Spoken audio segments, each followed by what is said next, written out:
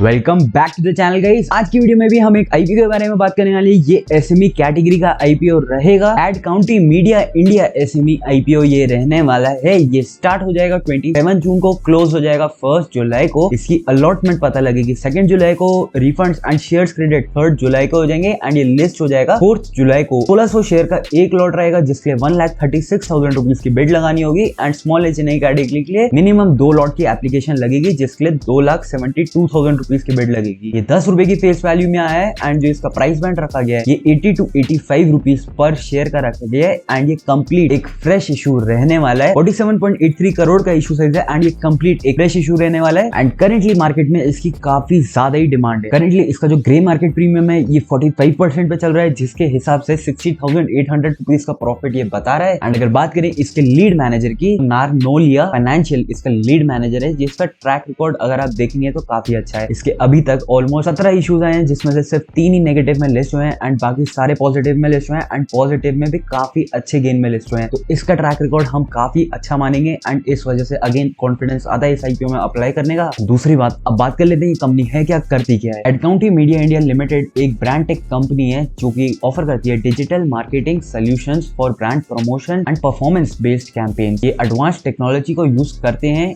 To create customised advertising strategies for clients across different industries. इसका जो portfolio है ये इंक्लूड करता है program advertising, search engine optimisation, social media marketing and paid campaign like pay per click, cost per acquisition, cost per sale, cost per lead and cost per install. ये services design करी गई हैं sales को लाने के लिए, Leeds को generate करने के लिए एंड ओवरऑल कस्टमर रीच को इंक्रीज करने के लिए। अब इसके काफी बड़े ब्रांड्स के साथ टाई-अप्स भी हैं जो कि ShareChat, Zepto, Fi money, PB fintech जिसको आप पॉलिसी बाजार या पैसा बाजार के नाम से भी जानते हैं, बैंक साथी जिसके साथ ये कंपनी अपने कैंपेन्स रन करती है इनकी विजिबिलिटी एंड इनका कंज्यूमर बेस इंक्रीज करने के लिए। ये काफी सारे वेबसाइट, मोबाइल ऐप चलाती है एंड ये अपना प्रोग्रामेटिक एडवर्टाइजिंग टूल जिसे ये बिड काउंटी बोलते हैं उसे भी ऑफर करती है। 30 मई 2025 तक इस कंपनी के 45 परमानेंट एम्प्लॉइज हैं जो कि डेडिकेटेड हैं इनके बिजनेस को इसके गोल्स पे अचीव करने के लिए। उसके साथ ही इनका जो बिजनेस वर्टिकल है ना ये 2 डिवीजन में डिवाइडेड है। एक है एडवर्टाइजमेंट टेक्नोलॉजी जिसे एडटेक बोलते हैं, दूसरा है digital marketing. And I am sure आपको आज के जमाने में दोनों ही चीजों के बारे में पता ही होगा। अब जो इनकी एडवर्टाइजिंग टेक्नोलॉजी है एडटेक, इसके अंदर ये लोग वेबसाइट्स बनाते हैं, एसएमएस मार्केटिंग करते हैं, ईमेल मार्केटिंग करते हैं, प्रोग्रामेटिक एंड फिस्कल 24 में इसका ऑलमोस्ट 59.27% रेवेन्यू एडटेक सेगमेंट से आया था। और जो डिजिटल मार्केटिंग सेगमेंट है इसके अंदर ये company website, social media, search engine, messaging including WhatsApp, mobile app इसकी मदद से मैक्सिमम कस्टमर्स को रीच करते हैं। उसके साथ ही इस वाले बिजनेस वर्टिकल से इनका 40.74% रेवेन्यू आया था। अब अगर बात करें इस आईपीओ का ऑब्जेक्टिव क्या है, इस कंपनी को इस आईपीओ के पैसों से करना क्या है। इनको कैपिटल एक्सपेंडिचर करने के लिए 14 करोड़ रुपए की रिक्वायरमेंट है। इनको 25 करोड़ रुपए चाहिए वर्किंग कैपिटल रिक्वायरमेंट के लिए। इन्हें कुछ पैसा चाहिए किसी कंपनी को अक्वायर करने के लिए एंड जनरल कॉर्पोरेट पर्पस के लिए। उसके साथ ही इस इशू के एक्सपेंसेस को बेयर करने के लिए। तो ये इनका बाइफर्केशन इस आईपीओ के ऑब्जेक्टिव के लिए। एंड आईपीओ का जो ऑब्जेक्टिव है वो सही है, कुछ इसमें खराबी नहीं है। अपने आप को एक्सपेंड करने के बारे में सोच रहे हैं, बाकी वर्किंग कैपिटल रिक्वायरमेंट के लिए इस कंपनी को पैसा चाहिए। आईपीओ का ऑब्जेक्टिव तो ठीक ही है बट अगर बात करें इसके फाइनेंशियल्स की, कंपनी की फाइनेंशियल परफॉर्मेंस एक्चुअली में है क्या। 2023 में इसका रेवेन्यू 53.64 करोड़ का था। 2024 में ये रेवेन्यू घट गया, इनका बिजनेस कम हो गया, 43.24 करोड़ पे आ गया एंड 2025 में ये बढ़ करके 69.58 करोड़ पे पहुंच गया। अब जो 2023 में इनका पैट था वो 7.64 करोड़ था,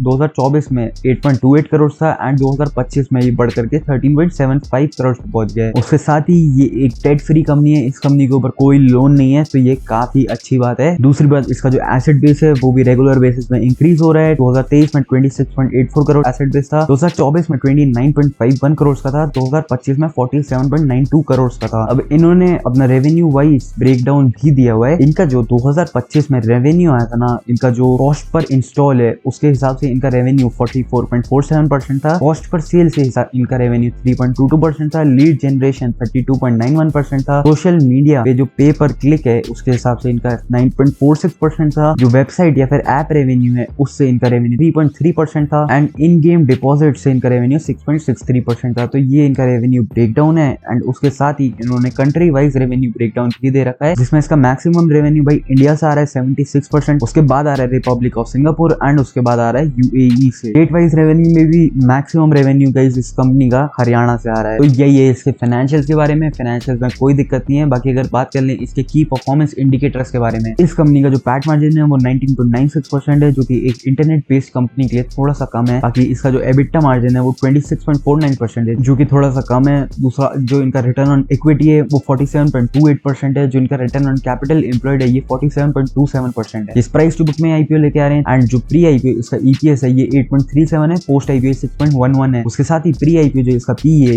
10.16 है एंड पोस्ट आईपीओ ये 13.91 हो जाएगा। एंड इस कंपनी ने अपने पीयर्स को आइडेंटिफाई कर रखा है। एफएल इंडिया लिमिटेड इसका एक पीयर है, 27,800 करोड़ रुपए की कंपनी है। एंड इसका जो प्राइस टू बुक है जिसमें करंटली ट्रेड करिए 9.46 है, जो कि बहुत ही एक्सपेंसिव है। बुक वैल्यू सिर्फ 210 है। बाकी इसका जो रिटर्न ऑन कैपिटल एम्प्लॉयड है, रिटर्न ऑन इक्विटी है वो बिल्कुल ही सिमिलर रेंज में है। एंड पी वाइज भी 73 के पी पे है। तो अगर हाई ग्रोथ कंपनी है, अगर इसका रेवेन्यू में इतना ग्रोथ है इस वजह से 30,000 करोड़ के ऑलमोस्ट बन गई है, तो उस हिसाब से तो इसका पी जस्टिफाइड है, वरना तो भाई काफी एक्सपेंसिव है। दूसरे पीयर की बात करें, डैप्स एडवर्टाइजिंग लिमिटेड, तो ये एसएमई कैटेगरी की कंपनी है, छोटे साइज की कंपनी है, 12.5 करोड़ के मार्केट कैप वाली सिर्फ कंपनी है ये। एंड इसका भी जो करंटली प्राइस टू बुक है 0.76 है। इसका प्राइस टू बुक ज्यादा है, जिसमें करंटली ट्रेड कर रही है। इसका करंट मार्केट प्राइस कम है, बट ये डेट है इसकी कंपनी के ऊपर, बट वो सिर्फ 13 लाख रुपए का है। एंड आरओई और आरओसी वाले नंबर्स भी इसके इतने अच्छे नहीं है। तो उस हिसाब से देखा जाए तो जो इसका एक पीयर है एफएल इंडिया, इसके जो फाइनेंशियल्स हैं, ये जो कंपनी का साइज है ये बहुत ही बड़ी कंपनी है।